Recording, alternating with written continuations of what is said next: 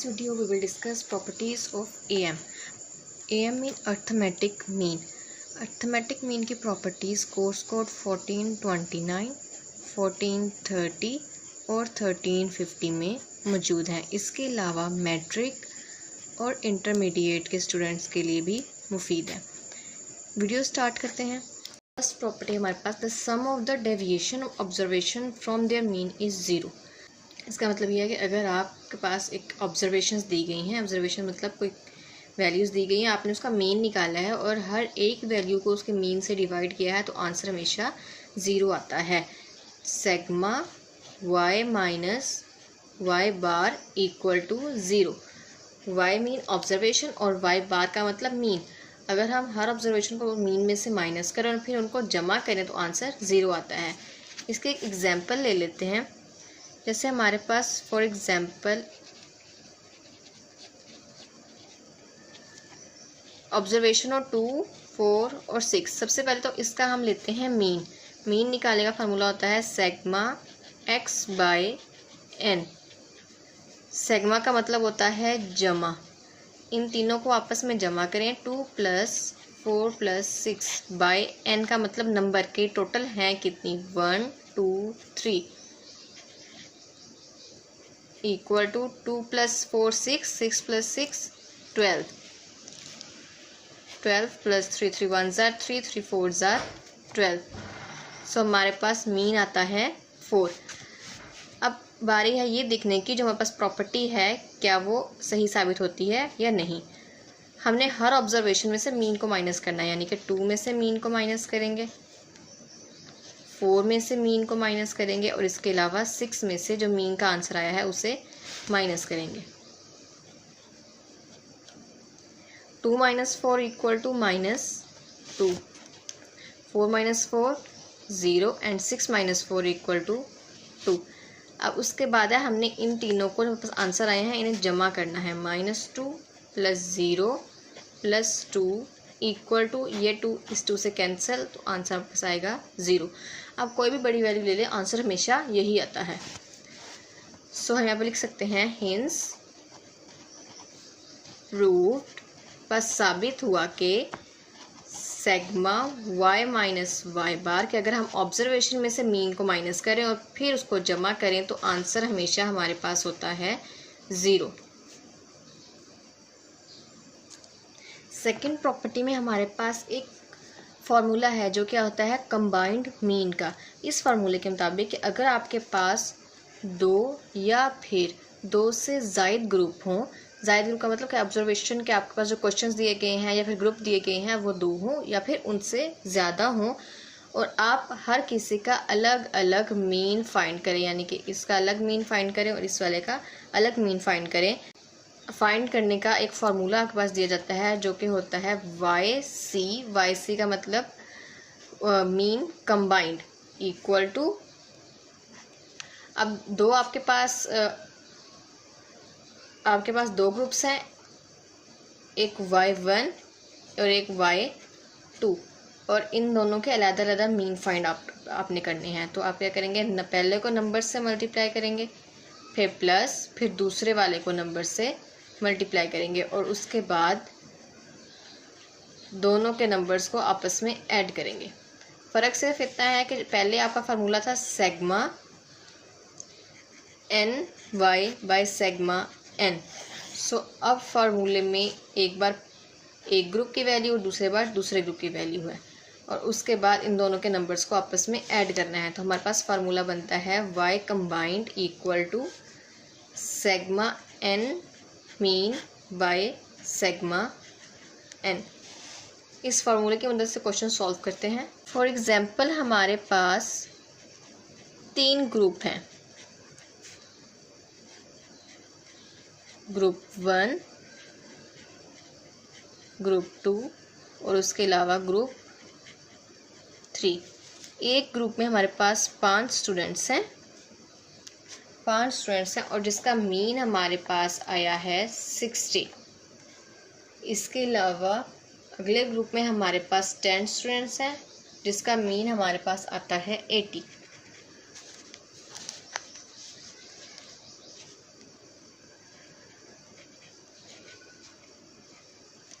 और लास्ट में ग्रुप 3 में हमारे पास 15 स्टूडेंट्स हैं और उसका मीन हमारे पास आता है 100। अब 3 ग्रुप आ गए जिसमें 3 हमारे पास n है और 3 ही y बार का मतलब मीन, 3 ही हमारे पास मीन है। अब इसका हमने y कंबाइंड का फॉर्मूला यूज़ करेंगे। अब इसी एग्जांपल को मैंने एक टेबल की शक्ल में लिख लिया जिसमें y बार एक कॉलम है और एक है n कॉलम। इसके बाद हमारे पास एक कॉलम बनता है n मल्टीप्लाई y बार, मतलब n को एक साथ मल्टीप्लाई कर करके हमने यहाँ पे लिखना है। 5 60 आएगा 300। ऐसे ही 10 मल्टीप्लाई 80 इक्वल टू 800। ऐसे ही 15 मल्टीप्लाई 100 इक्वल टू 1500। ये हमारे पास आ गया एन वाई बार। ठीक है, इसके अलावा अब हमने हमारा फार्मूला क्या है, y कंबाइंड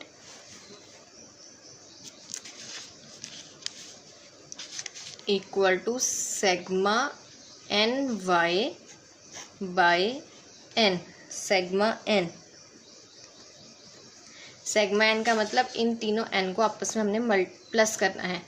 15 + 10 + 5 इक्वल टू 30 और सेग्मा एन वाई, जो एन वाई आया है इस सबको ऐड करके लिखेंगे। हम सेग्मा एन वाई की जगह पे लिखेंगे 2600 और सेग्मा एन की जगह पर 30 आएगा। 10 3 30, 10 2 20, 10 6 60 एंड 10 आगे ये प्लस 0 जो है ये एज इट इज आ जाएगा। 260/3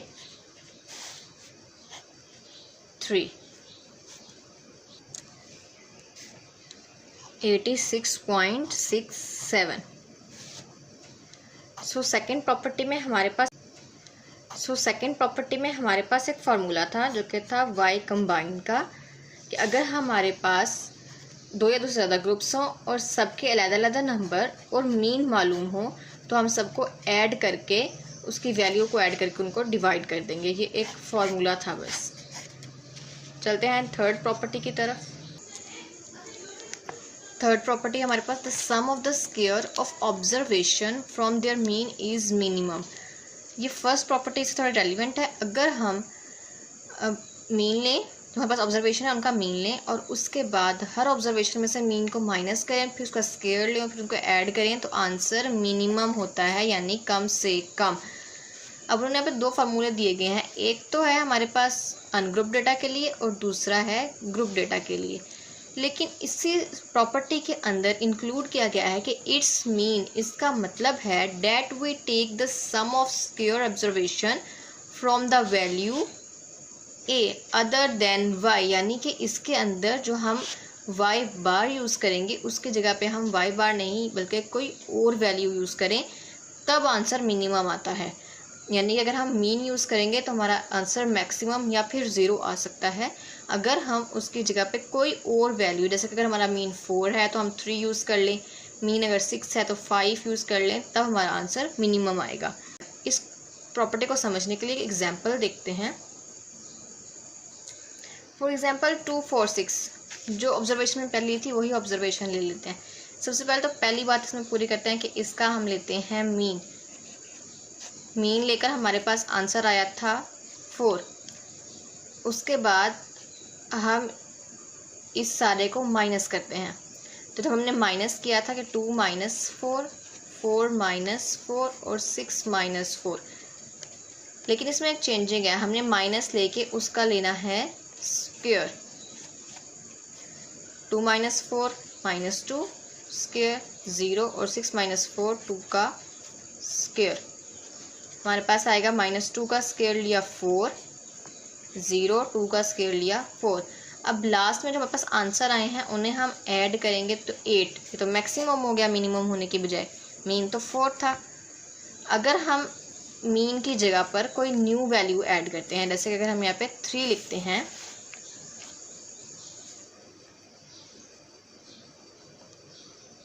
यूज 3, हम करेंगे 2 - 3 उसका square, 4 - 3 whole square and 6 - 3 whole square.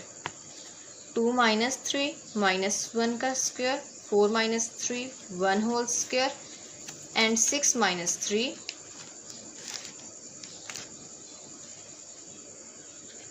3 का स्क्वायर। माइनस 1 का स्क्वायर लेंगे 1, 1 का लेंगे 1 और 3 3 जार 9। इन तीनों को ऐड करने से हमारे पास 11 आता है, जो कि मैक्सिमम है, बड़ा है, ग्रेटर है हमारे मीन से। तो जो प्रॉपर्टी 3 है, इसको अगर हम यूज़ करते हैं तो हमेशा एरर ही आएगा। नेक्स्ट हमारे पास है प्रॉपर्टी नंबर 4। नेक्स्ट प्रॉपर्टी है हमारे पास, the mean is affected of the region and scale. अगर हम ऑब्जर्वेशन में कुछ भी ऐड करें तो वो मीन पर असरअंदाज होती है। अगर हम ऑब्जर्वेशन में कुछ भी ऐड करते हैं तो वो मीन में भी ऐड हो जाता है। फॉर एग्ज़ाम्पल, अब हमारे पास ये एक ऑब्जर्वेशन है, इसमें अगर हम 2 ऐड करें, ठीक है, तो हमें हर और ऑब्जर्वेशन में 2 को ऐड करना है। 2 + 2, उसके अलावा 4 + 2 और 6 + 2। सो अब हमारे पास ऑब्जर्वेशन हो जाएगी 4, 6 और 8। जो पुरानी ऑब्जर्वेशन थी उसका मीन था हमारे पास 4, जो कि हम पहले भी 2 प्रॉपर्टीज़ में सॉल्व कर चुके हैं। इस वाली ऑब्जर्वेशन का हमारे पास मीन होगा 4 + 6 + 8 = 18/3। 3 1 जार 3, 3 6 जार 18। तो जो पुराना मीन था और नेक्स्ट मीन जो हमारे पास आया है उसमें 2 ऐड हो गया है। इसके अलावा फोर्थ प्रॉपर्टी में ही दूसरा पार्ट ये है कि अगर हम ऑब्जर्वेशन में से माइनस करें 2 - 2, 4 - 2, 6 - 2, इसमें आप जो भी वैल्यू माइनस या प्लस मल्टीप्लाई करेंगे इसका आंसर हमेशा इसी तरह से आएगा।